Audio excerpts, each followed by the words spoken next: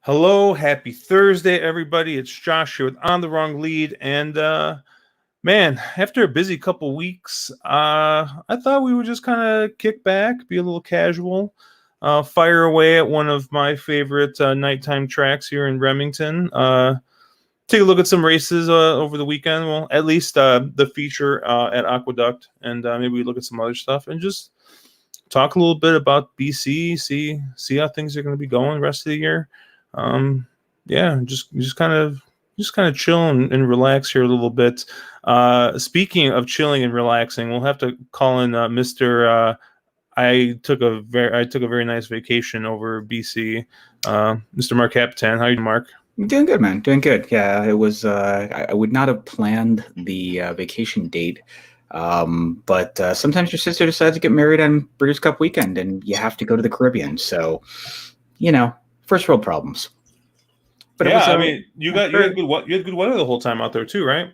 Yeah, St. Martin's one of those places that it sort of rains once a day, but you get like a 15 or 20 minute downpour where you get a half inch of rain, and then it's 80 and sunny the rest of the day. And real good weather. No major storms, just like little rain showers that pop around the Caribbean all the time, and had a blast. So it was cool. Nice. How was it trying to play like the BC races and everything from there and not here? Extremely hard. I basically didn't play on Friday, didn't play much cash on Friday, and was running a group pick 6 ticket, which was a nightmare to put in.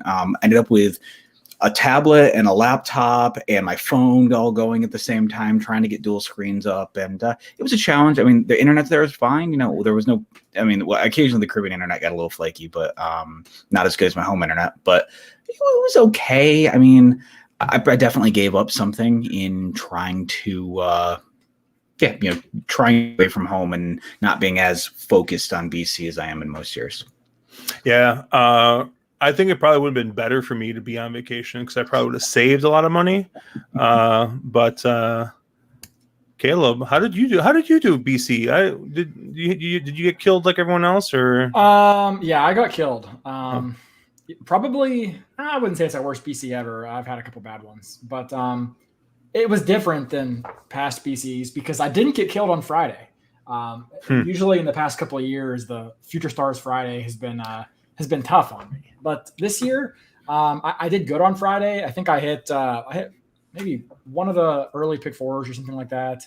I had a decent double that I hit on the undercard, actually. I had a nice bet on the undercard that I hit with Rispoli on a turf sprint. And then I ended up on Friday like roughly even for the day. But then Saturday, it's just that's kind of where the wheels fell off for me.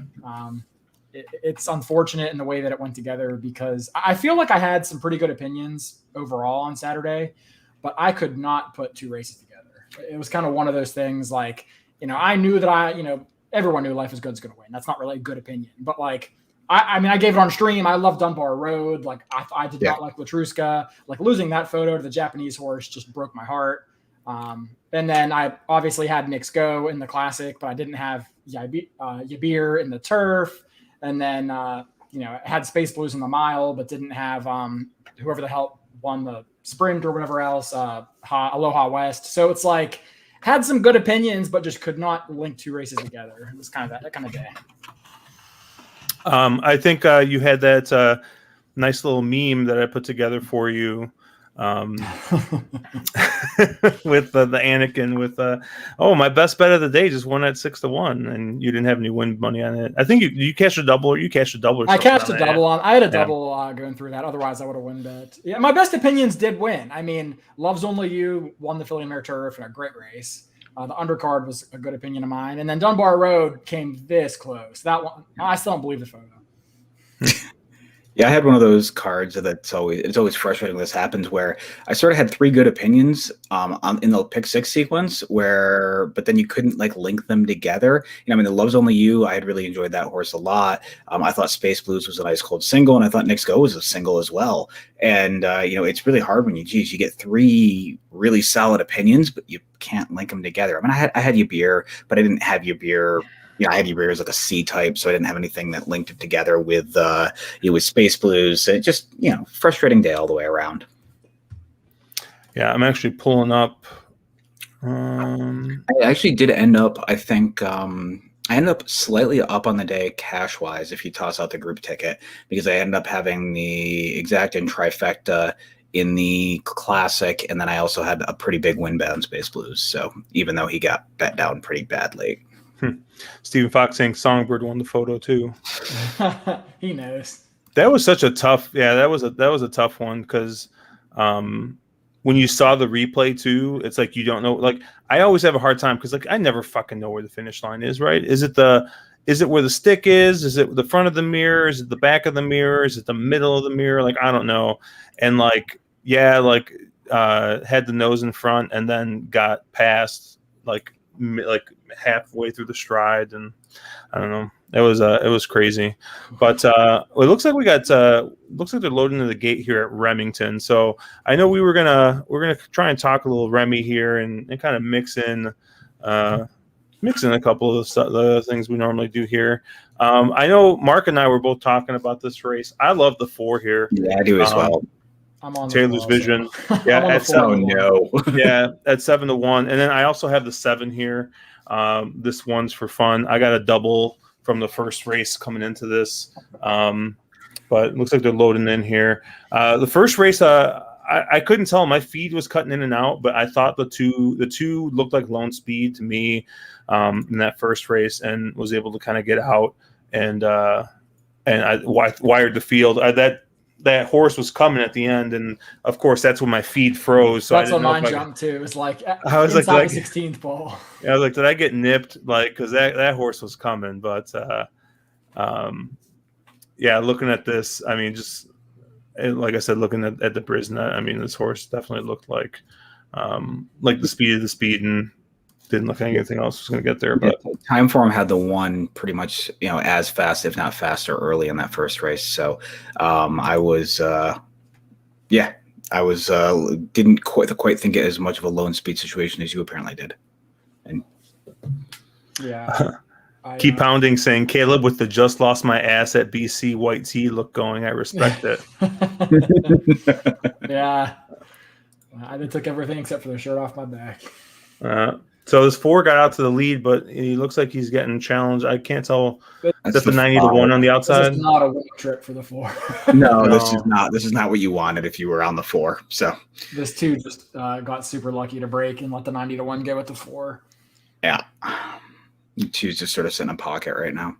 Yeah, well, that's not good because then my other horse, the 7, is sitting 3 wide all the way at the back. The kid of the 4 still got a handful of horse. I had the 4 and the 1 here is the 2 I used. 24-4, 49-2. I mean, these are Remy fractions though. Oh yeah, and the 4. We just boat anchored with the 4 here. 3 is pressing on the outside though. Well, there goes that idea. There goes the 2. When this horse opened up at 3-5, I kind of figured he might be kind of live. I don't really care for him that much, but maybe I overlooked him. Well, maybe not. Oh, there goes the 3. Oh shit! The 3 just put the 2 away, or is the 2 gonna? 2's trying. I need the 1 to find about another length and a half here. Doesn't look like not gonna happen. No, he's gonna come up for second, maybe. Yeah, you won't get second. Gonna get second. Damn. So this 3, I'm a Sky. Oh shit! I was memeing too. I was telling Amazon. I was like, he's gonna like this horse, because that fucking I'm a Skywalker. Damn. I mean, I guess you could get to that horse. Like he's a little. I used that horse as a B in my pick 4 that I played back. But. Yeah, I mean, lightly raced horse going against a bunch of others, and his first race, if he was able to stretch out, he looked all right. I just really liked the 4. I thought the 4 was going to get out there. I didn't think it was clear. But. I didn't think this 5 was going to be anywhere near it. Looking at his last couple of races, let me see if I can get my highlighter here. Where the heck is my highlighter?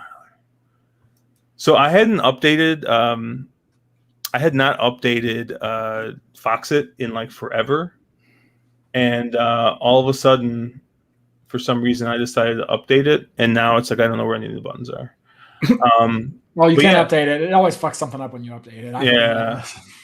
But yeah, no, looking at the 5's last couple of races, I mean, he's not been close. So I didn't think he was going to be anywhere near the front. I thought my 4 was going to be pretty uncontested, but it's not as fun to correct you as it is the correct mark, but you do realize they were head and head last time out. The 5 and the 4. The 5 and the 4. Wasn't that the 4 he was with? Taylor's Vision? Yeah. Yeah. Yeah, I guess I didn't he think was the third. 5 would go either, but who knows? Oh, Dennis is coming in firing. He says he's we're not covering it, but he likes Chucktown race 4. He likes the 1, hoping that's going to wire there. So I didn't pull Chucktown for the day. I was mostly looking at Remmy here. We got another dirt race coming up here, but we'll take a look at that in. That's not what I want. We'll take a look back at this in a second here. So Mark, you're live in your pick 4, or did you not? Yeah, live in my pick 4. It'd be first leg, but I mean, if it B to a 9-1, you'll. I got to chuckle out of Caleb. B to a 9-1 are the kind of ones you want to eat. Yeah. Yeah, that 1 was 4-5, huh? No way. A ton of late money there because probably 5 minutes of post. The 4 was down. Holy shit, he was 4-5. Yeah, that's incredible. I didn't really care for the 1 switching. I mean, I like the 4 better. The 1 was kind of I don't want to single the 4, so I'm going to throw in a horse kind of play. Yeah. Yeah, although the 4 basically did what he did last time, which was get out on the lead and then just kind of faded. So, I mean, I guess is the cheapest of cheap speeds. Oh, keep pounding 4-4-4 pick 4-4-3 pick 3. I can't tell if he's being serious or if he's just throwing out numbers because I asked him who he liked in race 1, and he told me 3, and I was like, I like the 2, and the 2 won, and he's like, I'll be honest, I just tossed out a number, so I can't tell. I mean, I do like the 4, and the 3 in the next 3 races, so like maybe he's not just throwing out numbers. Wait, you like the 3 in race 5? Really? He's not my top pick. He's my 3rd pick there. I like the 4. Yeah, you probably like the 2, right? I like the 4 and the 8. I'm gonna let the 2 beat me at 7-5, who's 2 for 25 lifetime. But he could easily win. It's just not a horse I like to bet. Yeah, no, I get that. It was a horse that felt like in a horizontal sequence, like to end a pick 5 or something that was cheap. So, Cam Newton.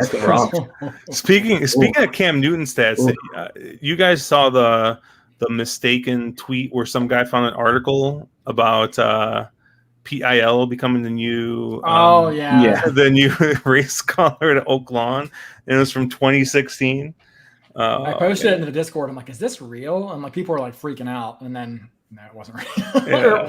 It was real but outdated maybe. That's kind of funny. Man. But yeah, he's I think today was Pete's birthday, so happy birthday to Pete. I know he's not, I don't think he was working, I don't know what he was doing today. Someone was like memeing on him in Twitter, but I wasn't paying too much attention. But I know it is his birthday, so happy birthday to him, the king of the fantasy football draft. So, unfortunately, Keep Pounding not doing very well in fantasy football. Does he have a win yet? I think he does have a win. Unfortunately, he had CMC, and CMC has not been CMC like. Well, he's been injured, so.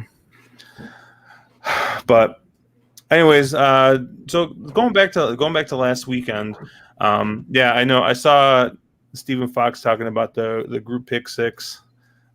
We had a pretty decent turnout for that group pick 6, huh? I thought doing it last minute as you guys kind of set it up, that we would be way short of where we were last year, and we were, but it didn't come up that much shorter, right? No, it was similar. I don't really know what the previous year was. I'd have to have Steven go back and look at it. But I thought I thought we did pretty well. I think our approach was pretty good. and it's always hard with those kind of things because it's a little bit of a make everybody happy and try to get the best possible outcome, but you want to leverage up the front end and leverage up what you thought could be a potentially chalky sequence. And with the exception of 3 legs, it sort of was. But yeah, it was, I think it went well, but those are always a challenge to put together and try to make everybody happy. And, what do you really want your approach to be? Yeah, that was really tough because like Gamine losing, I could have seen Gamine losing. I could have even seen like a horse like Life is Good losing. What Life and Good wasn't in the sequence. Oh, it wasn't? No, before Jackie's Warrior was Jackie's Warrior. Yeah. Yeah, the Jackie's Warrior was just the man. That was the gut punch, huh? I think we all thought Jackie's Warrior was probably the likeliest winner of the weekend. I mean, definitely the likeliest winner in sequence, but oof, that's rough. I mean, you had to get pretty sort of, I don't know, creative to get around Jackie's Warrior there, right? You have to kind of go, Santana's not been doing well, and Mrs. Barnes not been really firing, and you had to get kind of creative, and it's one of those sequences where you need those free squares or those skinnier races, and that seemed like one of the logical ones in the sequence, and it just wasn't. Yeah, and then Aloha West winning it for Wayne Colano, Arlington-based trainer. I mean, I know he keeps horses in Kentucky too, but where's this Arlington place? I've never heard of it. Yeah, I thought he was based in I don't know, like Lone Star or Remmy or some shit. Is he really based in Arlington? Yeah, he was an Illinois-based trainer for the longest time. Did not. Yeah, but I think he's I don't know if he's Chicagoan or not. But yeah, he was huge. He always had a real big string here at no, he's born in New Orleans. That makes sense. Yeah, he won his first training title at Hawthorne, and then he won 9 training titles at Arlington between 2000 and 2010. Wow, had no idea. I didn't either. Yeah, so he was a big kind of like stalwart in Illinois racing, and he progressively just got in the smaller and smaller barn. He actually got really emotional. I don't know if you guys saw the interview, but like he was just basically like, I don't have that many horses, and just kind of started crying. Like he started breaking down. He's like, I just don't have the that many horses anymore, and all that. And I mean, part of it is, I think, because the Illinois racing is gone. I mean, he does the crap, I forgot the other like the Ingrid Mason thing where ships her horses to Oak Lawn for the winter and then comes back to like Hawthorne and Arlington and kind of stays in that Midwest section. But yeah, I don't know. We'll see. I'm guessing he's still going to race at Hawthorne, but we'll see. Oh, Dennis saying he wired him. I'm guessing he's talking about his Chucktown pick. I didn't pull it up here, but where is Charlestown? Yeah, Charlestown. Really? The one wired him at 3-1. Nice pick there, Dennis. Each one in the book and went off at 3-1. That's how it always happens at some of these small tracks. So the lines aren't really great. I think that's, like I said, I know Caleb and I have been talking about this all summer since we started doing stuff with StableDuel. Like Charlestown at StableDuel is probably a good play if you play Charlestown a lot because the morning lines aren't good. I mean, you would have, saved a lot of salary trying to get around there. But yeah, we got 16 minutes here to this next race at Remington. So, Mark, what do you got going on here? I know you said you played a pick 4. You leveraged it. You ate a B in the first race, which is just about as mark as you can get. About as me as you can get, yeah. Yeah. No, I played back a pick 3 here. I went 4-5 over 4-5-7 over 2. And just going to kind of try to slam it for, I think it's about $5. I played it for a $5 base, so $30 ticket, and see if I can get a little pick 3 action. It kills me if they don't have rolling doubles. That's frustrating. But yeah. And then my pick 4 is live, the same horses. So. Did you look at anything here, Caleb? Yeah, I mean, I had a pick 5 going that got bounced in leg 2. I also had the 4-5 in this race, but I don't have any live bets going. Depending on what I can get in the exacta, I might just slam a 4-5 exacta straight up. I'd probably need to get like, I don't know, 14 or 15 for $2 to make that worth it. And so I'll see what it pays. But I'm not really afraid of anybody else in this race besides the 4 and the 5. And then beyond that, I had 4-5 in the fourth race, and then 3-4-8 in the fifth. So I might also play a pick 3, but I haven't decided. Yeah. So the 5 is always one of those hard kind of horses at these small tracks where you have a low percentage jockey, low percentage trainer. Horse fits on paper. Horse makes a ton of sense. Looks to be, fast enough to win this. Obviously not a win machine, 4 for 18 lifetime. But you always hate these ones where you're like, oh man, into a low percentage barn, low percentage jock, low percentage connections all the way around. I mean, only 6% connections together in the last year. So, just always one of those ones that I like the horse. I agree with you, but gives you a little bit of pause. And I would imagine that's why the 4 is taking quite a bit more money here, with very high percentage connections all the way around. I was laughing a little bit because I was looking at the 5 horse here, Tiger Bait, which I know you guys both like, and it's Domingo Chacaltana is riding, and I'm like, I thought he only rides his own horses. He doesn't train this horse. Apparently, this horse was previously trained by Domingo Chacaltana, so it's probably some either trainer change or private sale or whatever. But I have it listed as Luzzy up, but. Oh, on the 5? Yeah. Did it change? Let's see. Where is Remmy? No, see, it depends. DRF has Luzzy up, and my ADW is saying Chacaltana. Oh, my ADW is saying Luzzy. But my PPs is saying Chacaltana. That's funny. The 4 here is really short, even money. I don't really see it. 3-6 lifetime across the track, 22% trainer, 20% right back. Jockey trainer are 50% in the past year together with a $4.90 or $4.97 ROI. So I would imagine it's one of those sort of Remmy specials kind of a horse that loves the track and high percentage connections around. I'll tell you who I'm actually interested in this race. I'm actually interested in this 8, Salacious Accusation.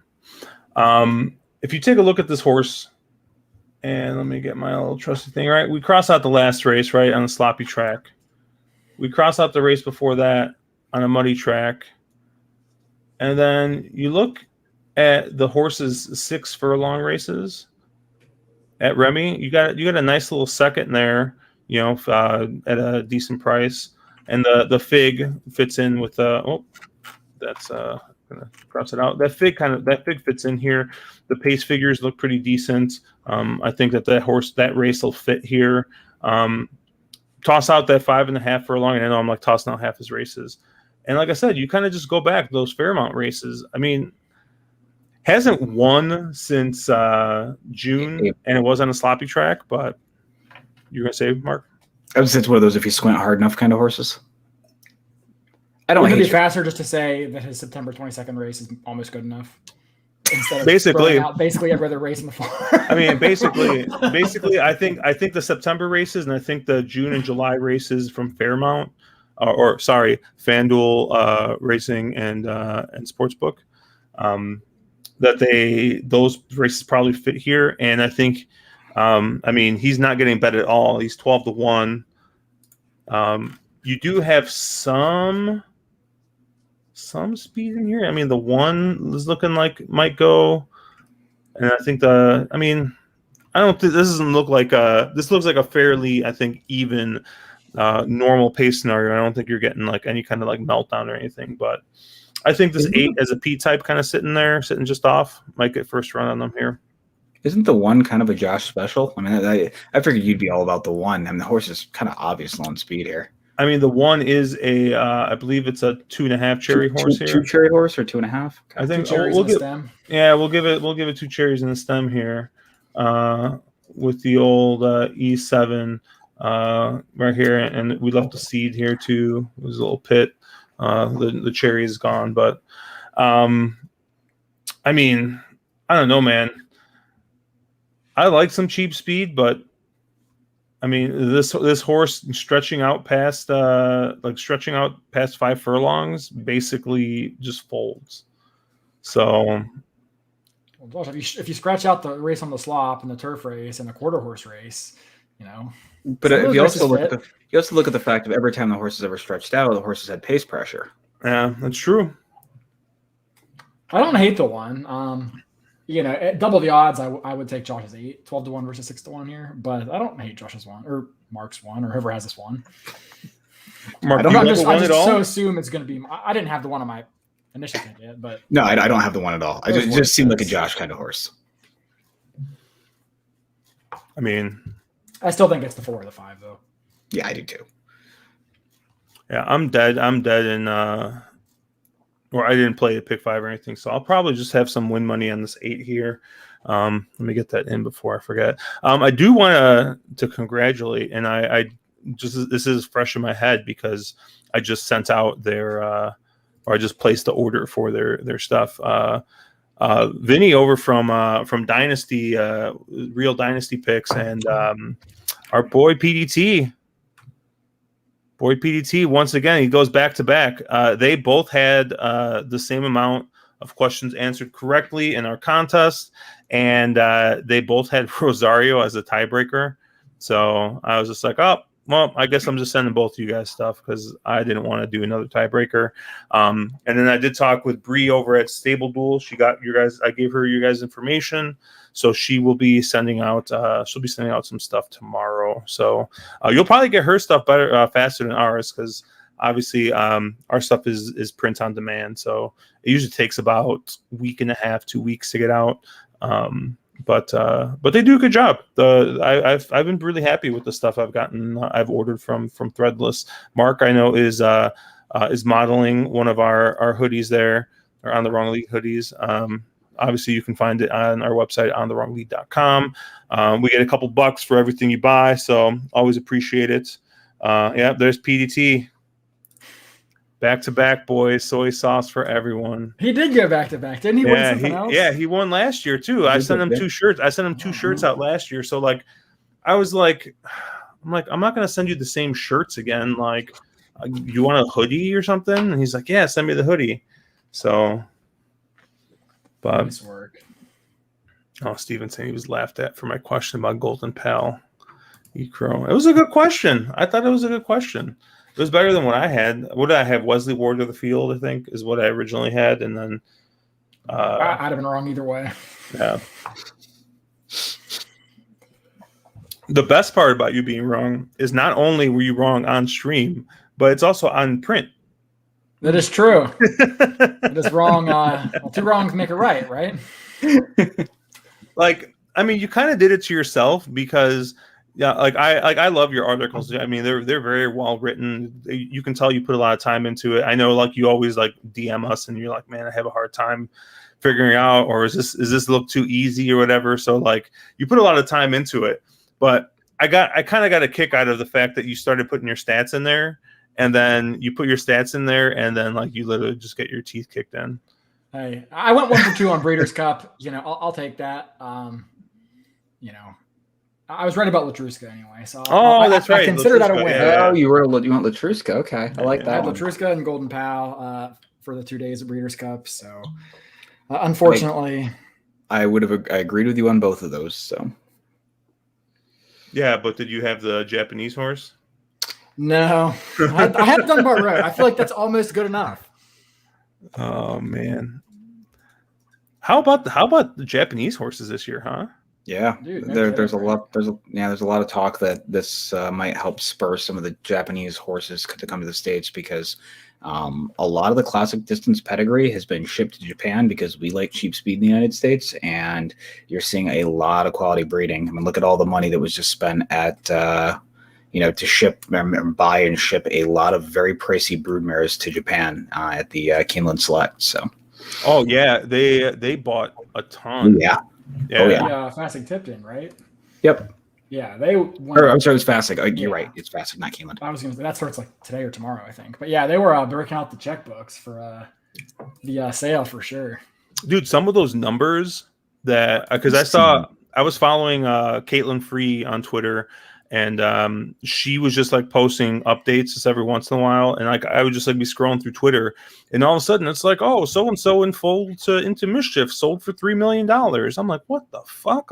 Like, I forgot who that was, but there were a lot of big names. There was a lot of them. Guarano went for $2.5 million. I'm trying to remember who are the other ones. I can't. There is the Devil, Swiss Skydiver. Swiss Skydiver went for like 3, right? She went for 5. Oh, 5? Mm-hmm. Yeah. Let me guess, Mandy Pope. Mandy Pope was in She Dares the Devil. I don't know who got Swiss Skydiver. I can't remember. And Mandy Pope said she's going to keep racing, right? She did, yeah. Yep. They've already announced like the ownership partner. She doesn't own the horse outright. Normally she's a broodmare that she would own him outright, but so which is awesome. I'm super excited for that. I'm trying to find Caitlin. There was one that was just an eye-popping number of someone in full, and I can't remember who it was. Vequist was 3.5. Wow. Valiance was 3. Goodness, man. There's some big numbers. Crazy good pedigree. Who was it though? There was somebody that was it was in full. Oh, Princess Noor in full. She went for Into like Mischief. 3, right? 2.9. Yep, going over to Princess Noor. Yeah. Moonshine Memories, who I didn't really recognize. Oh, Aunt Pearl was another 3 million. Yeah, it was crazy, dude. Like I see all this money being tossed around, and I'm just like, holy freaking crap, dude. Like, and then you know what the best part mixed into all this, and I like Caitlin. Caitlin's hilarious. But the best part mixed into all this is like she like quote tweeted something like, "What's something you really want but can't afford?" And it's like shoulder surgery. It's like people are fucking tossing around like where she's reporting on like $3 million horses, and she can't spend like $5,000 or whatever she probably need to get her shoulder fixed. Only in America, baby. Oh, that's a shame. What did PDT saying Papa Knight probably slammed the Golden Pal win bet. PDT must have not spent enough time with your father to understand that Papa Knight would not have slammed that win bet. Yeah, Papa Knight doesn't slam win bets on anything under like 10 to 1. If he was going to use that horse, it would have been in like an exacta or something, but I don't think he liked Golden Pal either. Elliot saying Japan ships good horses. Yeah, like they've definitely been shipping some live ones. They shipped Matera Sky over again, and like I said, Matera Sky had some really nice run over in Dubai 2 years in a row. So, I mean, you really want to go back there, Josh? I mean, like I might as well, right? Like the 2 noses in a row. Oh God, and we were on her both times. I know that we're like being real happy about the quality of Japanese racing, and I mean, yeah, they had a good weekend. Like Love's Only You, completely legit, exactly how I think we all saw the race. Is anybody like really impressed with Marsh Lorraine or whoever? I mean, didn't that race sort of just like melted into her lap? And that horse avoided most of the kickback by staying 6 wide and kind of got the perfect trip. I mean, because you look at the other Japanese horses that came in. I mean, they did no running in the sprint. The Jasper, the great horse that was supposed to won his maiden by 10 lengths. I mean, he ran up the track. I mean, are we really? And I'm not knocking it. I mean, they weren't bet like they're supposed to win, but like. I don't know. I'm not going to say they're going to have an impact in U.S. dirt racing for a while yet. I mean, turf racing, yeah, their best of the best could certainly beat ours. But I'm not ready to hand over the baton yet for the dirt. Well, and that's funny too, though. Like if you think about it, there's been a big shift, at least over the past year, that I can tell. And like I said, Mark and Caleb, you guys have been following horse racing a lot longer than I have, so you've probably seen this like more gradual shift.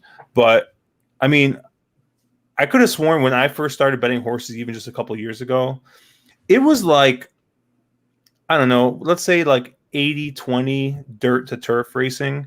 Like the interest like of dirt racing was that much higher. And I get it. Like for the classic races are all dirt races still. I know Naira's trying to do their turf stuff with the turf triple and turf tiara and all that stuff. But I mean, at least maybe it could just be our circle. It could just be bettors. It could just be, maybe this is the biased view, but I feel like it's definitely starting to shift where maybe we're closer to like 70-30, 65-35, where the interest in turf racing is starting to really really kind of start to balloon a little bit. I would say, I think at the podunk tracks, there's a lot of little small bull rings and things around that just don't have a turf course, and it's expensive to maintain.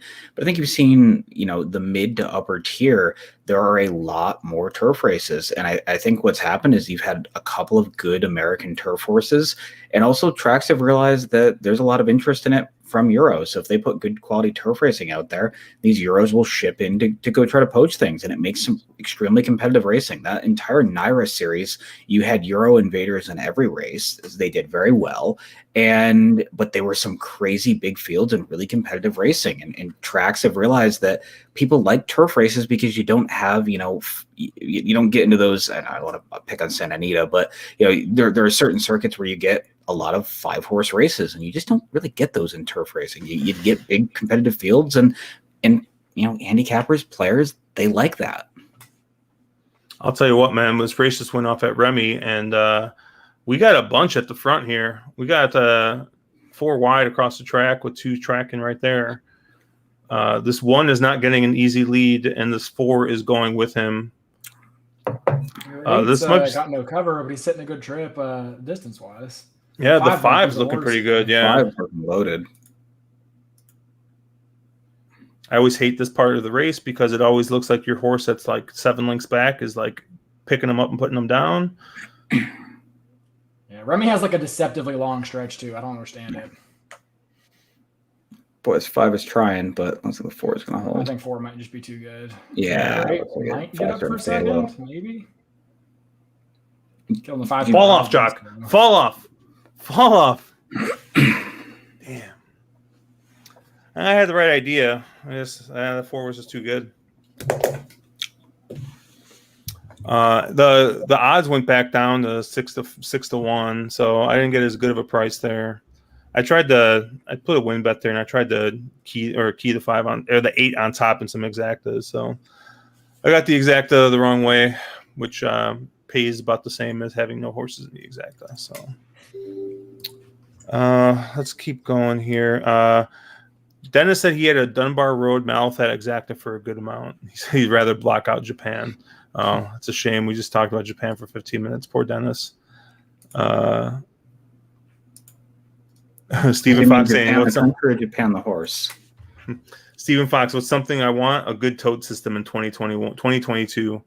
Man, did you guys see that an article came out talking about how much of a success the Breeders' Cup was this year? Mm-hmm. I forgot who published it. I don't know if it was Thoroughbred Daily News or I thought it was a decent publication that put it out. And it's just like, man, like how tone deaf could you be? Like with all the nonsense that happened this I think it was Pollock that put that out. Was it Pollock? Like, they were simply making the argument that financially, handle wise, it was a success, which okay, whatever. But from an optics and from a taking care of your betting public, yeah, it was bad. It honestly just like annoys me at this point more than anything else, because we all know that fucking nothing is going to change. And I don't just mean that on behalf of the California Horse Racing Board or the stewards or the Breeders' Cup or anybody else, but even among the bettors. Like, yeah, okay, I'm going to quit betting. Okay, sure you are. Like, I'm not going to bet Breeders' Cup anymore. I mean, how many people were fucked by that on Friday actually didn't bet on Saturday? And that's one day later. Like, probably nobody. And as long as you're not willing, and I mean, I didn't really get fucked by it because I was already dead. But I feel for those who did. But I mean, realistically, we outrage and it goes away, and we go back and pull out the wallets again. So nothing's gonna change. So I mean, it is what it is. Yeah, I mean, until people really, really walk away, or the habits of the gambler actually change, or that you see volume drops because of those types of things, it's not going to change, right? Like, because they don't have to. But it's amazingly frustrating. I mean, some of us pulled out the wallet multiple times the next day. How many deposits, Josh? How many deposits? Oh shit! I want to set the over/under at 3.5. Oh, that was definitely over. Over, definitely over. But Josh definitely $20 at a time. He tries to deposit $20, slam something, and $20 more. Let's take a look here. let's click on the old deposit button here so I can pull them up. Oof. What date was Saturday? The 6th. 6th. The 6th. 1, 2, 3, 4. Well, that was only 5. All right. But you know what? Like, it's funny because, and this is something new. So I've been trying to be better and be like, all right, let's do like the one big deposit, you know, a week or a month or whatever. Just do the one big deposit, and it's like, that's it. And so what I've noticed is I'll do the one big deposit, and then like they just progressively get smaller and smaller to the point where it's just like, oh, okay, well, it's like you know, the account's dry, and I'm like, well, it's the turf. Like I might as well put $20 in and fire away at the turf. And it's like miss everything. Well, it's a classic. Like I might as well put $20 in and fire away. But I don't know. I was a little more loose this weekend because we were actually out for my buddy's birthday at a former OTB. Apparently, they took their machines out because Arlington closed, but they're putting them back in at the end of the month. So they literally just like missed out of the Breeders' Cup. That's about it. But we were there at the bar for a while, and then we were just firing away, and we all came up empty. So. So Steven's talking about some of the positive things they've done, like the golden shower, the golden hour bet. I mean, the Stronach 5 is a really good attempt. I mean, if there's just like one or two better races per sequence, it probably would be a little bit more attractive. But they always seem to get that Maryland bred race in there from Laurel. That is just impossible. But well, I think any of the multi-race stuff or multi-track things that you've seen, you know, I mean, I think if you look over the last, let's say 10 years, you've seen a lot of good changes. We've seen pick fives become a thing. We've seen, it used to be there was only, you know, one pick five a day. And now a lot of tracks are, you know, I mean, Breeders' Cup, you had 3 of them. You know, in an early pick, you know, it used to be, you know, again, 10 years ago, the pick 5 was the first 5 races of the day. That was to try to get people to go to the track for the first race and not skip the first 3 or 4 races and then just play the late sequences. And now, you know, pick 5 is part of a regular betting menu. You've seen, I think, these multi-track wagers, but be it, honestly, Steven's saying there, that Keeneland $3 pick 3, that was amazing. All meat that paid so well, got great handle, great racing, really competitive. Those were great, you know, and I think it doesn't matter whether it's cross country, if it's Stronach, if it's the Golden Shower double or the Golden Shower pick 4, you know, all those multi-track type wagers, they've seen great handle, you've seen great growth. They tend to be fairly player friendly from a takeout standpoint as well. So they're fun sequences to play. I think the other thing is for, you know, a generation that's probably a little bit more, you know, I don't know, attention span starved, you know, you're getting your entire 5 race sequence or 4 race sequence in a very short period of time because you can use multiple tracks. So not having to sit around for pick 6 that takes 3 hours, but getting your pick 4 in 20 minutes, you know? It's like one, it only takes 15 minutes. Dude, I'm just like, I'm so salty right now because Mark reminded me of something. You remember that cross country pick 5 that I was live in? And the like last 2 legs were fucking Churchill Downs at night. So there was like a 4 or 5 hour gap between like leg 3 and leg 4. So that's the one where you needed the one that talked you off of. Yeah, the horse that you talked me out of. Yeah.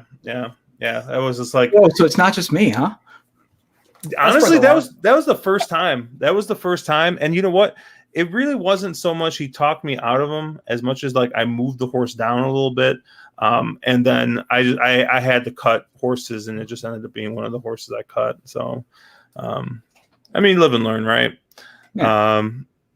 Also, I mean, we're doing some nice things in racing. I mean, sure, you know, we just had a 23% takeout in the pick 5 on Breeders' Cup. Like, let's not ignore that either when we're saying that and giving accolades out.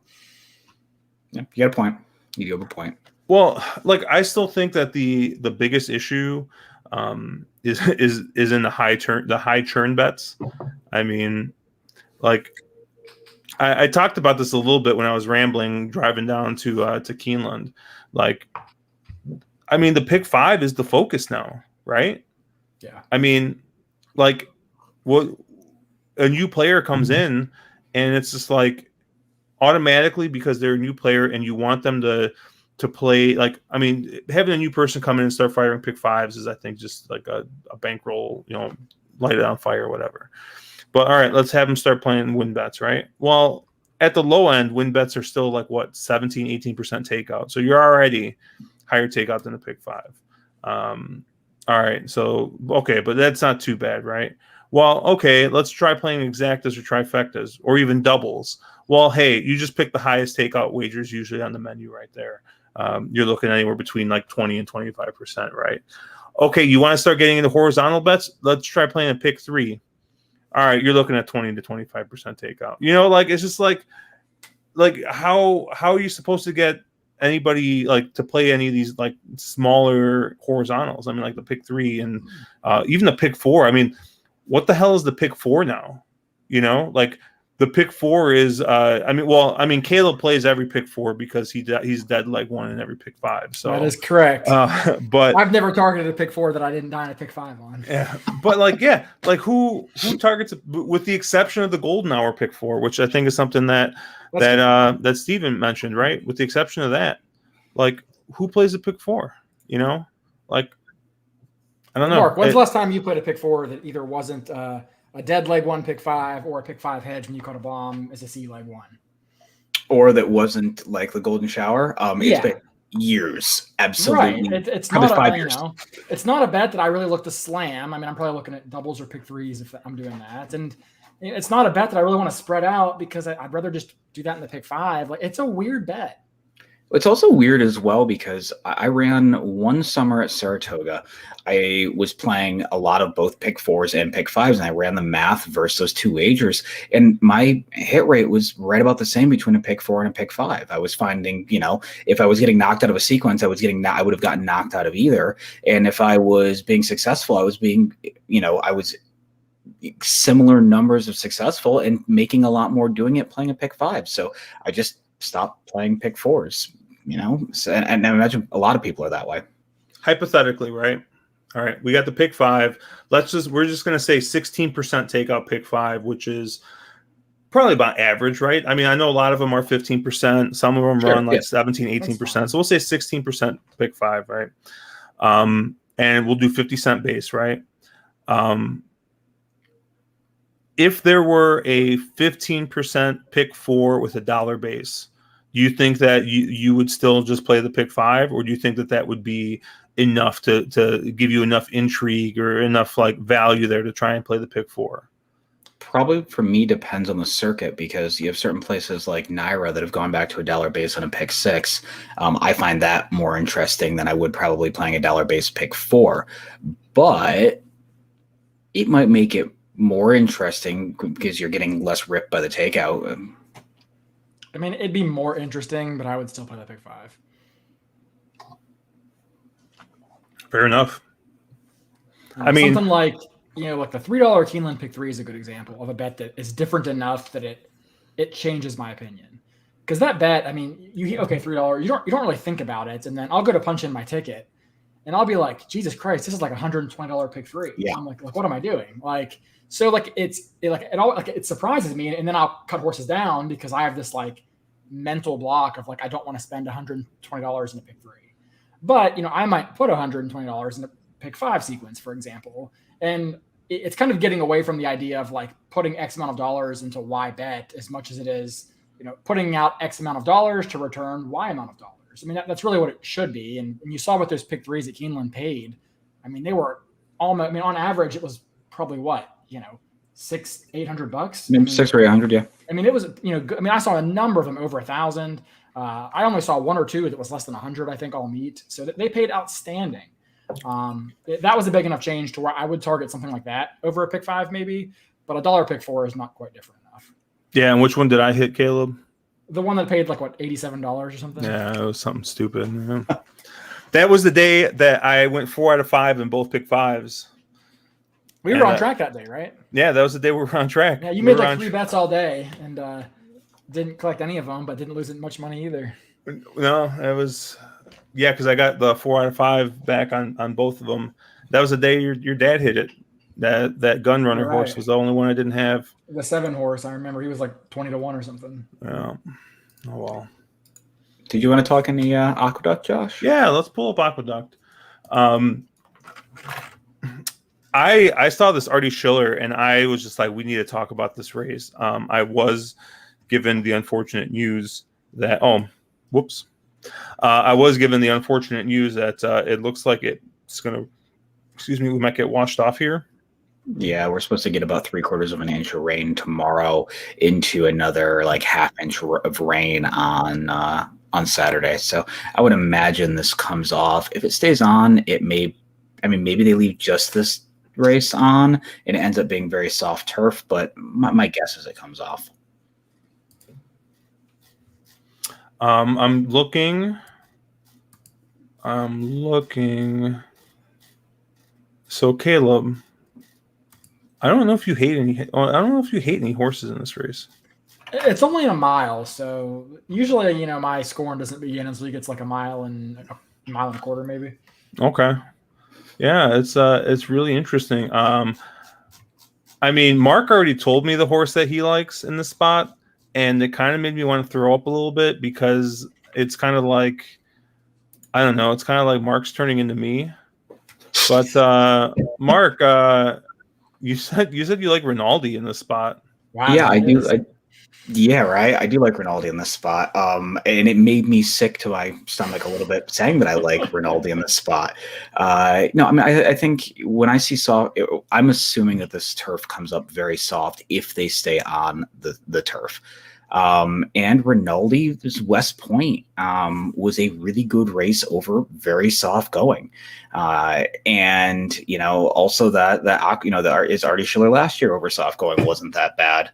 And I think there were better horses in that race than there necessarily are this year. He's lone speed in here. Luis Saez on lone speed is always something I like. And on a turf course that's got a lot of give in it, you tend to get a lot of kickback. And I like a horse that's not, eating clods of, turf in the face. So, obviously, Rinaldi, we know what he is, right? He's not a monster or anything, but I think he gets out, can get comfortable. Saez can kind of, carry him on the front end, and I think he's one of the few in here that has some proven form off turf with a lot of give in it. So yeah, I think I'm gonna, get a little aggressive to Rinaldi if this stays on. I can't believe it. I really just can't. There's a horse in this race that owes me a lot of money. Oh, can I guess? Yeah. Is it Body Cream? Well, no, I just love Bodie Cream, but Bodie Cream's leaving the Maker Barn, I believe, right, and going to Englehart. Yeah, out of the Maker Barn to Englehart. Claimed last time out. Won. I mean, that was a nice race that he won, and he ran really well in that race at Belmont. But yeah, I don't know. I don't know if I can get there this time. I was looking at this for March to the Arch. I've bet on this horse probably like every single time it's run at Woodbine since the Woodbine Mile last year. And yeah, Starship Jubilee boomed me. Because that was the year that March to the Arch and War Will were both in that same race. And I was over both of them. And then Starship Jubilee came out of nowhere just to break my heart. But yeah, I mean, March the Arch is a horse that owes me a lot of money. I mean, Rinaldi does look pretty dangerous here, but I mean, you got the Chad Brown horse Flavius here in the one hole, and I don't know. Don't you think Flavius is gonna sit just a nice trip just off the lone speed there? Mark doesn't see it. Mark hates it.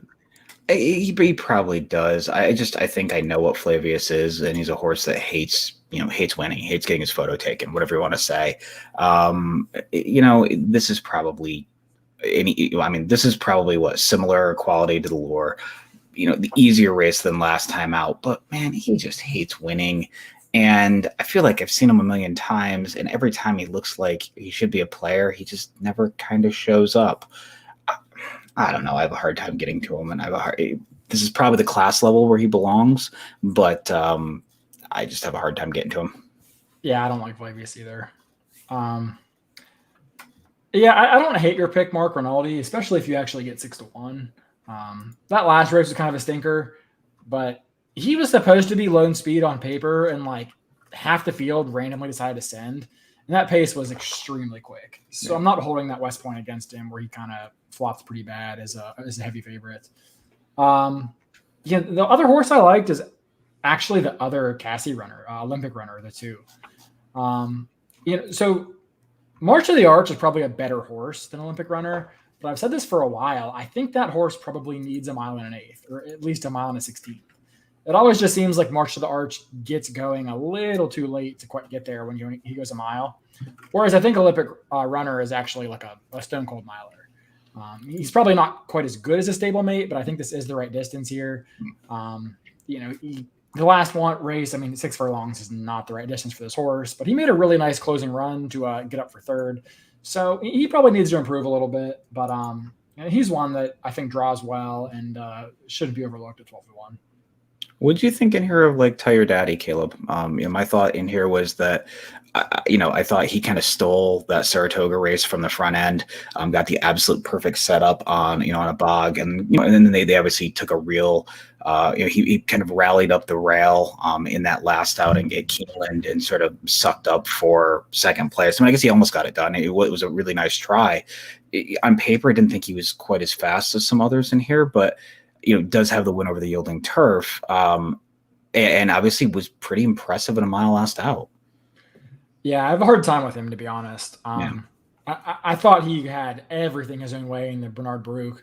I don't think that was a really strong effort, but he did run a good race in the Keeneland Turf Mile.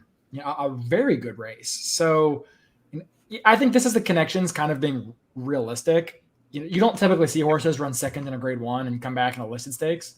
So I think this is the connections realizing he's not really a grade 1 horse, and he probably just got a pretty advantageous trip and ride that day. So I think this is a realistic spot, and I do like him.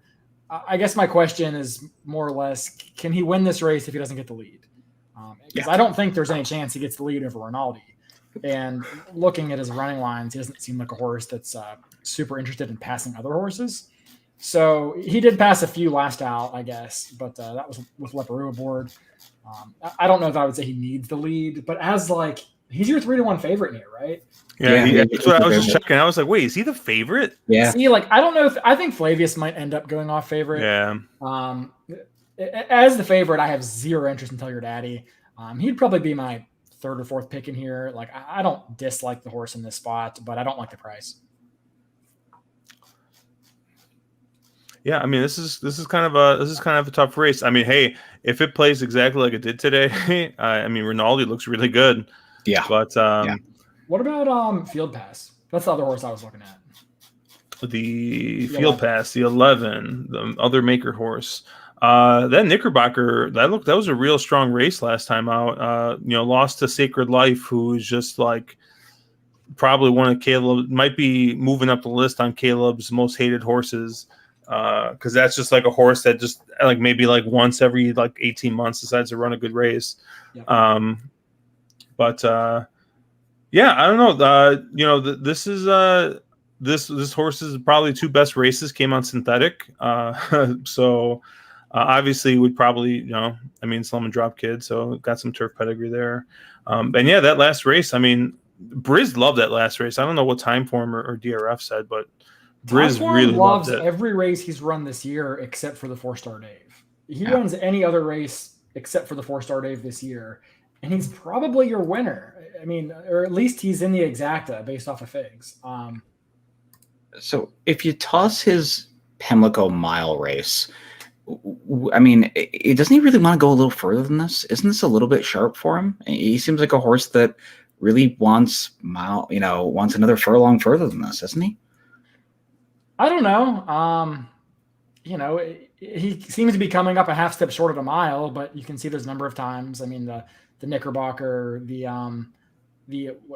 American Turf, the Twilight Derby. There's a number of races where going further where he kind of had the lead at the stretch call and then faded. So I don't know. I mean, maybe he just doesn't like to win. I mean, he's 7 for 22, so it's hard to make that argument. But I don't know. I don't think a mile's too short, though. I'll put it that way. Yeah, he's only 2 for 6 at the distance. So that was my one little dig at him. I don't know. But again, I thought the same thing about Tire Daddy in that Keeneland race, and he almost got that done. So I'll tell you what, man, if it gets washed off, your favorite horse ever, Caleb, the 9, Bal Harbor's in here.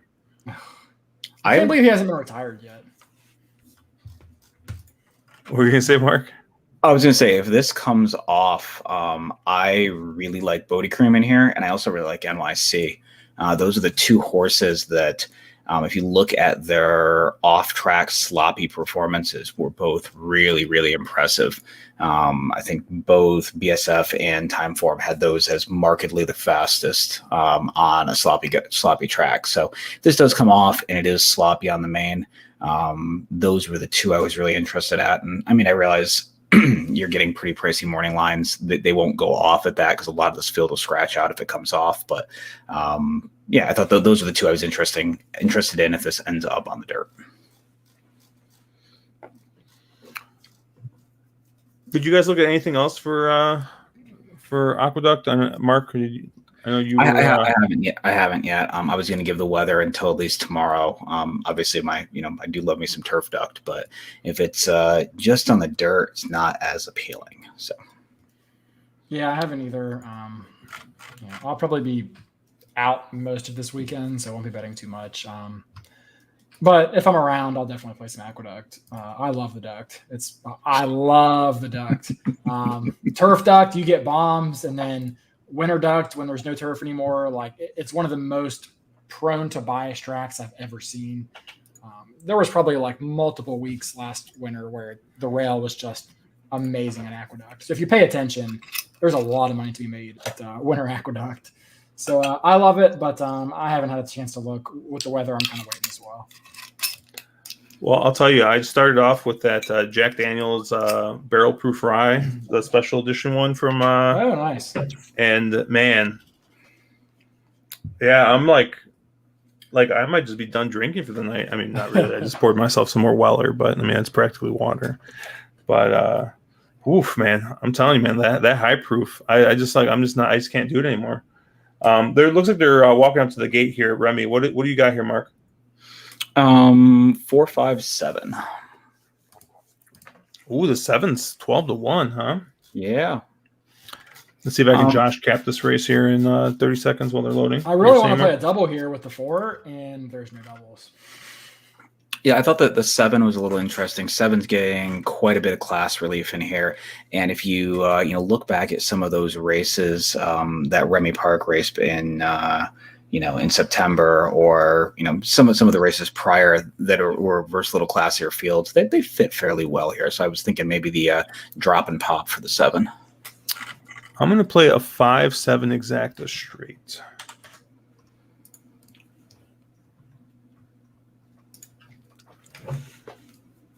So watch me just put the 7 in the winner circle. I'm okay if you do that. And then I'd be live to the horse Caleb hates in the next. So all good. I played a trifecta here because there's no doubles. I got 4 over the 5-7 over the 5-6-7.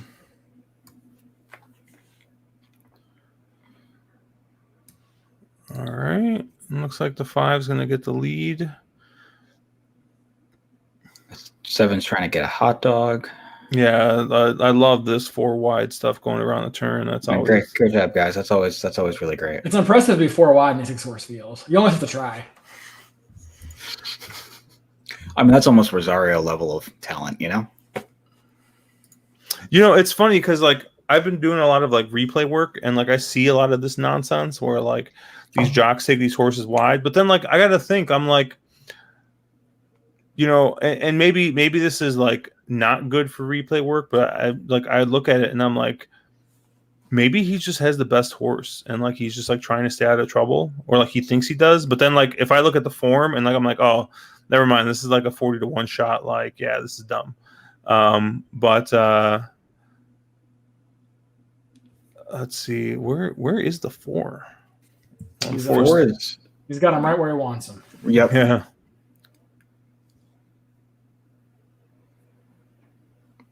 Oh, hold my family. I might need that hold my family together guy. 5 looks gone. Yeah, he should be from here, just gone. You play that exacta, Josh? I played 5/7, but it looks like the 7 decided. Oh, come on, hurt him. Hurt him. I read drift. Oh, there goes the 4. Damn. Oh, I keep the 4 on top instead of the 5. The worst part is I keep the 4 on top because the 5 was even money, and I'm like, well, I'll take the longer price, and then the 4 ends up going off 6. And that's the same thing. Is I was like, well, shit. Like I'll just play the 5/7 exacta, and it's like, man, at 2-1, I probably would have played that 5. That was good. That was it's tough. So you still alive here, Mark? Yeah. Oh, God. All right. All right. So what are you closing this out with, Mark? The 2. The 2? You just singled to the 2? Singled the 2 in the next. Oh, well, Flat out warrior who Caleb hates. I mean, if he's 7-5 on the morning line at a track like Remmy, that's just like they probably have some rule where it's like, yeah, we don't make a horse less than 7-5 on the morning line. So he's probably gonna end up going like 4-5, huh? He's gonna be like 3-5 in that. It's probably 3-5 on this field. Yeah, I was thinking 3-5. Did anybody play the Indiana Grand Pick 5 today with the seeded pool? I tried to handicap it I started handicapping at 0 minutes to post and couldn't quite get my Josh wager in. Would you have hit?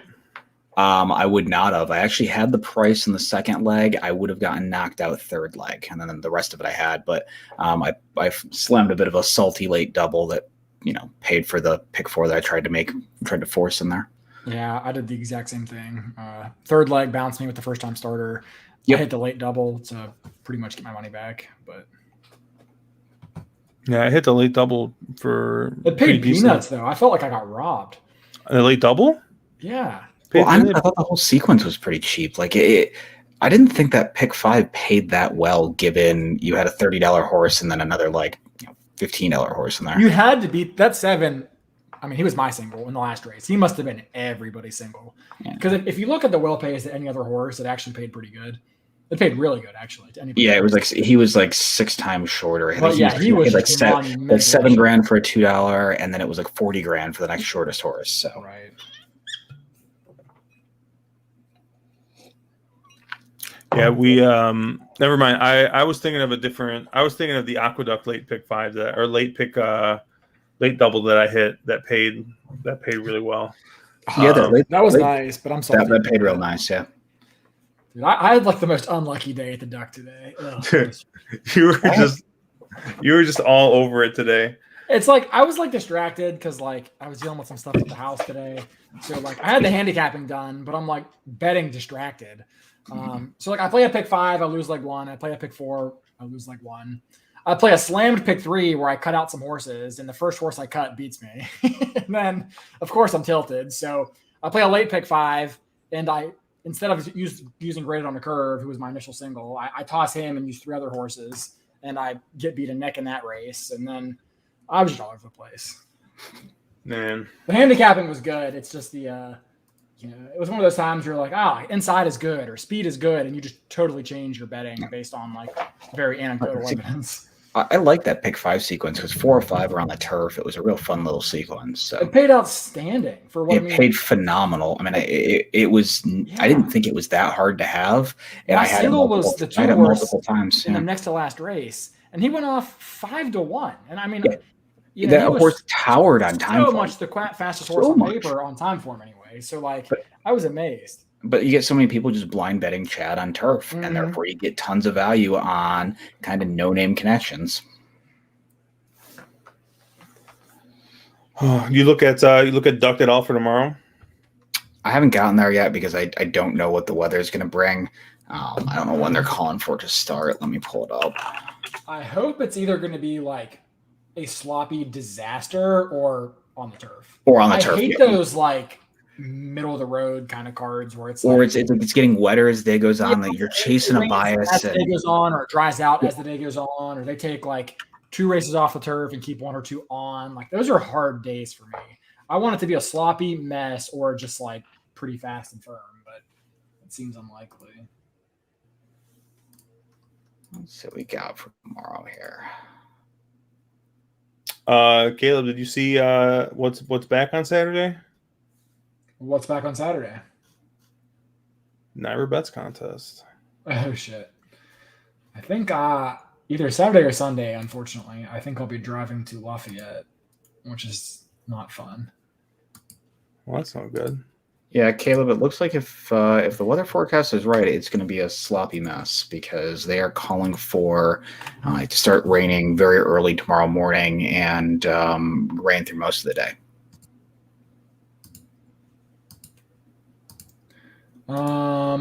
Looks like 4 turf races tomorrow, so it wouldn't like cripple the card necessarily. Yeah. But that goes back to Josh's point. I mean, 9 races at Aqueduct, and there's 4 turf races. Like, yeah. You're right. We are getting. I think we're getting more turf racing, and I think that's amazing for the sport. I love turf racing, and I think it's bigger fields. It's more exciting to me to see horses storming down the stretch late as opposed to just a merry-go-round of wire to wire. I love it. I think you get better prices, and I'd like to see it continue. Yeah, and I also think with turf horses, they tend to stick around a little longer. They're not rushed off the breeding shed, and they also, I think, I don't know if it's old wives' tale, but are a little less injury prone. They seem to run more consistently, run more times a year. You get to see that horse that you really like a bunch of different times. It's always it's always fun. Yeah, I saw Silver State retired apparently. Oh, did he? After winning a bunch of, I guess he won the Met Mile. He won the Met Mile, which is. He's going to get money at stud because he won the Met Mile, because that's one of your first. Come on, Silver State, you're going to retire, really? Oh, man, late money. I think we're all frustrated when we get run over by late money, but, I've seen a lot of times where late money comes rolling on a horse and it's just dead wrong. I think the idea is always that's the smart money or the money that's equalizing, but I think when you start talking computer programs, they're betting down to a number. They know there is so much in the pool. I can put this much in before it gets to where, I have a profit line that I'm willing to bet to. So, I think where people get frustrated is like, oh, I'm getting 6-1 on a horse I thought I was going to only get 3-1 on. And then they place a bet and then all of a sudden it goes off and it's actually 3-1. And they're, well, geez, there goes all my value. Well, is that really true, or is that where the horse should have been? What late money can be real smart, and it can also just as well be wrong. I do like what Naira's done by limiting some of the computer money to 3 minutes to post or 2 minutes to post, whatever they did. It makes it feel better, whether it's right, wrong, or otherwise. Like, it feels bad when you see your horse that you bet get cut in half on the tote as they go into the first turn. So I think that's a good change for the game. I agree. I think the Naira rule change is really good. I don't think it's 100% effective, but I think it's enough effective that it has, slowed that money down. And I think, at least from an optics standpoint, it's a really nice step for the casual fan who gets frustrated with those types of things.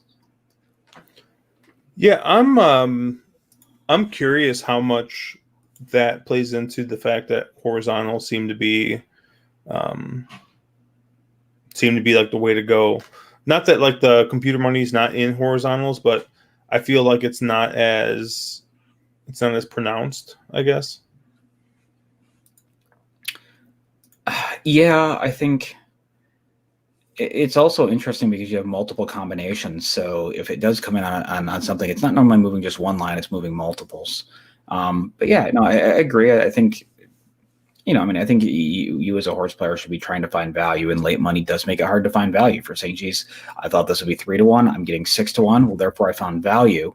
But if then that horse goes off at 5-2, then you lost all that value you thought you had. So yeah, I agreed. All right. We got a couple more minutes here. We got about 15 minutes till this last race here at Remmy. Mark, you're closing out your pick 5, and you said you got just the 2 here. Yep, 2 pick is 5, pick 4, and pick 3. All of them, huh? Yep, everything through the 2. Well, the pick 5 looks like it's paying like $230. Yeah, 241.15. Looks like the pick 4 is 63.55, and the pick 3 is $6.35. So Let's spend it all in one place, Mark. Yeah, I know, right? So I have the pick 5 once. I have the pick 4 for $1, and then I have a $10 pick 3. So looking at these well pays, I got knocked out race 2, so whatever. I would have been laughed at the 3, 4, and the 8, and to the 3 and the 8, these pick 5s are paying outstanding, which is really surprising. But I guess you look at the money the 2 is taking, and I guess it makes sense. But if you beat this 2 here, you can't be upset with your payouts. If you don't beat the 2, then I hope you had it multiple times. what were you guys thinking in the 6th race, that turf race? Let me take a look. I didn't get a good look at that race. Because I'm thinking, I can play a pick 3 here into those. There's no doubles this race, which sort of sucks. But all right, let's take a look here. Got a couple speed horses. Oh, is this a full field? Is anyone scratching this race? nope. It's a big field. Big Oh, field. goodness gracious. You got a big field and you got 4 horses trying turf for the first time. Yeah, I thought it was kind of interesting from those kind of standpoints. Look at how many times they've tried to get this 6 on the turf. I know. Like, ever since his debut, they've tried to put this horse on the grass and just cannot catch a break. These are horses I always like to bet. Does the 6 have any turf pedigree, though? That was my thing. It looks like the Dams produced 1 turf winner out of 2 starters. I mean, Orb isn't really a great turf influence. He's okay, I guess. But clearly these connections think this is a turf horse. So, I would like to have some money at that horse at 20-1. Yeah, the pricey horse in there I thought was neat was the 10 horse, who does have quite a bit of top and bottom turf pedigree. A horse that they've run a bunch of times on the dirt, and they're finally taking that turf shot. I thought that horse was interesting. The other one I thought of a little bit of a price that was kind of interesting in there was the 3 Coyote Den at 15-1. Broke its maiden at this distance, last out in a maiden 40 after banging around the maiden claiming ranks for a while. Not a lot of turf pedigree, but boy, that was a massive improvement last out. So wonder if that one's also somewhat live in there. Yeah, but don't you think you wanted the 3 last time out at 186-1 when he won? Jesus Christ, 186-1. You probably did, yes, but oh man. Shoot, this is a good race though. I'll say that much. It looks like, just judging off the Briz bias stats, which take them for what they're worth, you don't want to be outside. 8 and beyond seems to be bad news. So I kind of like the 1 here a little bit in the next race. I thought he looks interesting. And then the other horse at the 6 is who I mentioned, trying to finally get on turf, might have a shot. Yeah, I thought when I capped it, I had A's and B's. I thought the 11 and the 12 were the most logical A's. I mean, they're obviously horses that don't like to win, but you have with the 11, you have a 22% first off the claim trainer. I realize the 12 has been on turf before, but the trainer's 38% going dirt to turf with Luzzy up. So I thought those both made sense from the fact of some of the faster horses in the race. Although you obviously taking a 1 for $1 million shot at an appropriate price. This 11. This 11 was was trying to break its maiden at Saratoga. Mm-hmm. And ended up breaking its maiden at Remmy. Yeah, horse was keeping some pretty decent company, Let's see, the 12. I will tell you, and I don't know what if you got formulated or what up, Mark. The trainer on the 10 in 13 tries, he's 38% win rate first time on the grass. Yeah, I have him at 36% over 14 tries with a $6.61 ROI with a horse that has a ton of turf pedigree. So yeah, I thought the 10 was quite interesting in there. I kind of like the 8 a little bit, as far as it looks like at least on the sire side, they tend to win early. on the turf, 15% win rate first time turf with the sire. You got 16% overall. I don't think distance is really going to be a problem, at least per the stats. I don't really know much about Hightail or Fenter on the bottom. Caleb probably not know familiar about with the Hightail. Arkansas Breds. Yeah, Caleb probably has. Hightail is like the the top peak of the Arkansas bred program. Goodness gracious. Hightail's a good turf influence. I don't know who Fenter is. Oh, wait, I thought this, for some reason I just randomly assumed this was going to be an Arkansas bred race then, but apparently not. It would be a problem considering we're not in Arkansas. Oh, Arkansas breds can run in Illinois as Illinois breds. So They run in Oklahoma. yeah, I know they're in Oklahoma, but I'm just saying, like, it's not like they can run outside of. Okay. Yeah. This is the race I would want to attack if I'm really looking to bet something, just because it seems like outside posts are disadvantaged at this configuration, which I would tend to believe, given it's 7.5, which I'm assuming is 2 turns here at Remmy. The logical horses are posted outside, and there's a bunch of unknowns on horses trying turf for the first time. So yeah, I would want to take a shot here with Mark 3 at 186 to 1, or my 1, Josh's 8. All those horses make sense to me, I think. And Elliot's saying late move on the 3. So I don't think there's 6 in there either, Caleb. The horse they've been trying to get on turf for a while, forever.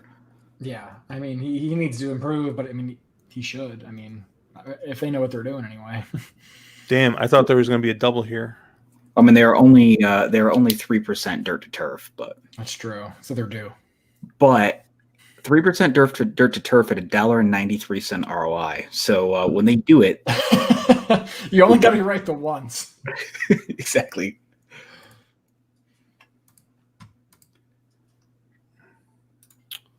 The proper pronunciation is or. I guess I'll toss in a pick 3. Now that I looked at that race and I was telling you using the last leg because I don't want to handicap it. Oh man, you're playing a pick 3 here? Yeah, just single to 7 in the last leg. In race 7. Yeah, the 7. Just single to 7. Damn it. What? It does look pretty good. I know. I was just like really hoping to find how wrong he was, but I cannot. He's not telling a lie. And I'm like probably scrolling through this really fast. We've got a couple of cherries, right? Yeah, the 7 looked pretty good. What about this 2? What's up with this 2?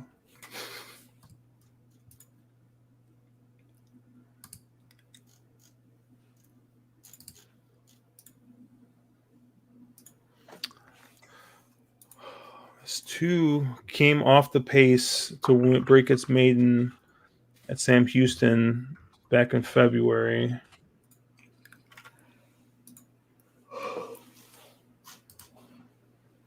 The fig looks good, but I mean it's a Briz fig, so you can't really trust it. But at least it's in like the realm of what these other horses are.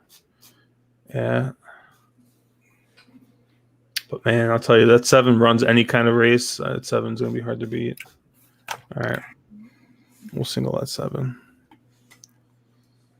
and then do I just single the 2 here and race to 5?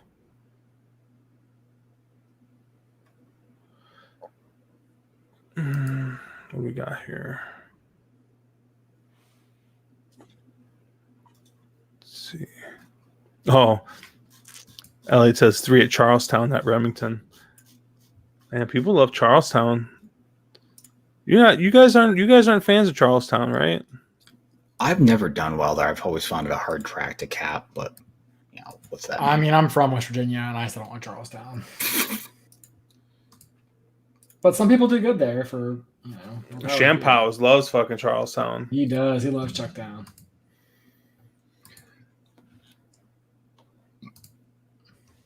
So you're saying, Caleb, you'd rather bet Mountaineer than Charlestown? Oh yeah, definitely. But I grew up like 20 minutes from Mountaineer, so that's probably why. Are they back at Del Mar this weekend? Yeah, they're Del Mar for 2 more weeks, I think.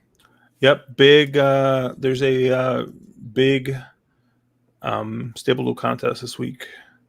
Yeah, I saw they had like $17,000 guarantee for one of the contests this week. I think that was incorrect. Let me double check. I think it might have been. I think it might be 6,000.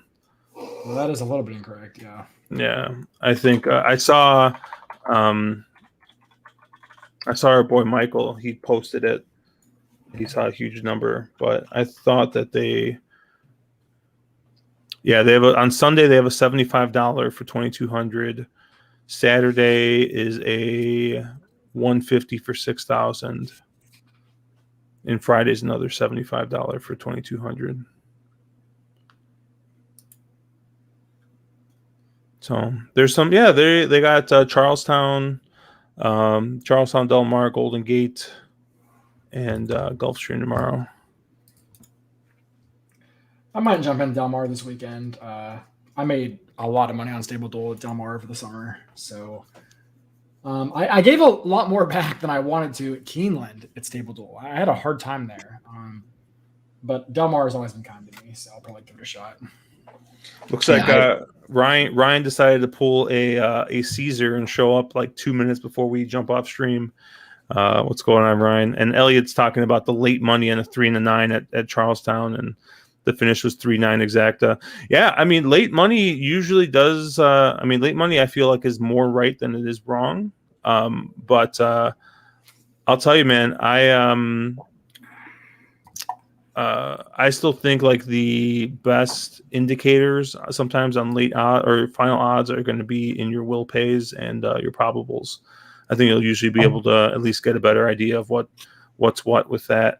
Ryan's asking about the Hawthorne tournament. I might play Friday. I took the day off on Friday, and it's the lowest buy-in. I think it's like it used to be $300. I think it might be $400 now. So I might play it. I still haven't decided yet. I saw that BD horse player, our buddy Brian, and he is trying to qualify into it. So he's local as well. He lives out in Indiana. So he and I met up at Hawthorne for the contest 2 years ago, I believe. So we might try and do it again this year. Yeah, 400 Friday, 500 Saturday and Sunday. Yeah, I might try and do Friday, if anything. And you guys, I don't know if you guys know this, but the Hawthorne contest is weird because it's no track limit and no bet limit. So the year I went, the guy hit the Stronach 5. And he just won the contest because he fucking hit the Stronach 5 for like $7,000 or something like that. So it's just kind of like, like you really like, it's not like the Naira Bets contest where like really if you like 2.5 or like 3x your starting bankroll, like you got a shot to like finish kind of high. Like you gotta fucking shoot for the moon with $400. So it's kind of fun though. I mean, you're walking into it with that mental approach of, hey, I'm gonna either hit something or I'm gonna go home broke, and yeah. I mean, like you basically, I think, got to play like pick fives and stuff because like you're just like trying to. Or I mean, well, the thing is, if you have like a $400 budget for a day, you can play, $100 daily doubles, 1x2 kind of stuff, leverage them up, and you can do real well with those. You just got to hit a couple in a row. Oh yeah, it's what's harder to do. Is it easier for you to hit a slam pick 4 or pick 5 or whatever, or is it easier to hit a daily double? But a couple daily doubles. Road Warrior saying sorry, not engaging much tonight, doing work while watching. Hey, dude, that's fine, man. We're just sitting here having a drink, just relaxing. We didn't really have much of a plan this week with BC last week, and a little bit of a hangover weekend. Yeah, it's gonna be. It's kind of. Just fucking hangover a couple weeks. Although, I mean, honestly, like. I was really kind of worried about racing in the next couple of weeks, but man, Duck was pretty good today. Duck is always good. Don't sleep on good, Duck. man. Like so good. It's better than Belmont. 100 times better than Belmont. Oh, totally. Way bigger fields. Way bigger field sizes on average than the Abbott Belmont. And pretty soon, we might have to make the return of. I'm not covering Gulfstream. Well, yeah. Championship meet with, especially if the P doesn't play. Are you kidding me? Man, that's gonna be nice. Obviously, come on. Let's be honest. The best part about championship meet is Pete Aiello. So it is. Yeah. No, pretty sure. I don't know, man. If Turfway's running Thursday nights, we might have to go back to the old small bankroll building play here and see. And we're not going to switch to Delta randomly, so Mark can win. We're all going to night anymore. You're out of luck. No more nights. Well, they actually put in LED lighting, and they're going to try to run night races again. Are they? Yep. They tried it one night, but apparently they didn't have enough light coverage in certain areas of the track, and the jockeys after one race protested and shut them down for the night. And then they went back to days. It sounds like Grants Pass. Yeah, and then they went back to days until they can get the lighting situation fixed. Yeah, they said the lighting was so bad that the jocks were having a hard time. So looks like they're loading in the gate here for the last race that we'll be covering. I know I played a pick 3 here, singling the 2 and the 7 and the bookends, and I got 3, 4, 6, 8, 10 in the middle leg. I set this race out. I'll root for Mark and yours too. Holy shit! This late money. What did the 2 end up going off at? 4 to 5 right now. That's not too bad. Okay. But the 4 at 8 to 5 seems short. Yeah, he was very short in the will pays. I would have had 3, 4, 8 here in my dead pick 5, so I really hope Mark's right. And I also hope we get to finish the stream without it locking up on us. I think the 2's getting a good trip, but I can't tell. He needs to shoot this hole right away. If he doesn't shoot the gap here, he's fucked. No, I think he's got way too much to do late, I think. This 8's gonna fucking roll, isn't he? Yep. Fuck, what was his price? He's 7 to 1. 7 to 1. Oh man, he was like $2,000 in the pick 5 though. Yeah, $19.50 in the 50-cent pick 5. Fuck. Pick 5's bananas for 4 to 5 again. Story of my day today. I'm only put $36 into it, so it's not that bad. But man, my ticket was I think 16 or something or whatever. It was cheap. Dude, Ryan saying that Nick Sko made his weekend. He had a future bet on him at 20 to 1 for $50. Man, that's pretty good. I still can't believe you got 3 to 1 on him. I still just constantly think about that Medina Spirit bet. And just wonder wonder where I would be in life right now. The same you would have. No, I don't know, man. I probably maybe I don't know, maybe I'd have a gold-plated toilet or something, man. After that 50 to 1 future bet, we're gonna have a $50 future bet at 50 to 1.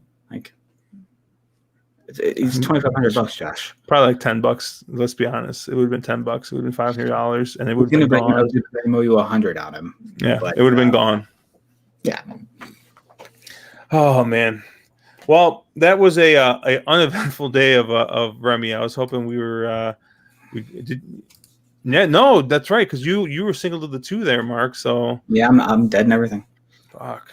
Meh. Happens. Oh, he had Medina Spirit future bet at 35 to 1. Yeah, we were talking about the Derby futures. Yeah. Yeah, he was 50 to 1, and Caleb and Mark were both at 50 to 1. That's a bet. I hate Bob Baffer, but boy, at 50 to 1. Yeah, and then Josh decides to go to the casino or get a crab buffet or something instead. No, I landed, and instead of going straight to fucking Circa, I ended up just going to whatever, and then Life is Good scratch. It was Life is Good or Concert Tour. One of them scratched, and they stopped taking wagers on it. Oh, So man. yeah, they pulled the wagers. It was rough, but all right, man. Well, thank you guys for hanging out. I know it was just, like I said, just kind of a casual, just, shooting your shit, firing away some bets. But yeah, we'll be around. Well, we'll be around next week. We'll be covering a little bit more Del Mar, some Aqueduct, and this week I think everything's just kind of a little slow. So I figure we do that until we get to Turfway Park and Gulfstream Championship meet, which Caleb is just like excited because it's his favorite time of year. But shout out to Brian. I know he said he had to sit out this week because he had some family stuff going on, but he's doing well, and he's got some good news coming down the pipeline. So excited for him. For Brian, for Mark, Caleb, I'm Josh on the wrong lead. Catch us out at wrong_lead on Twitter and ontherwronglead.com. Buy a t-shirt, buy a hoodie that Mark took off. We'll catch you guys later.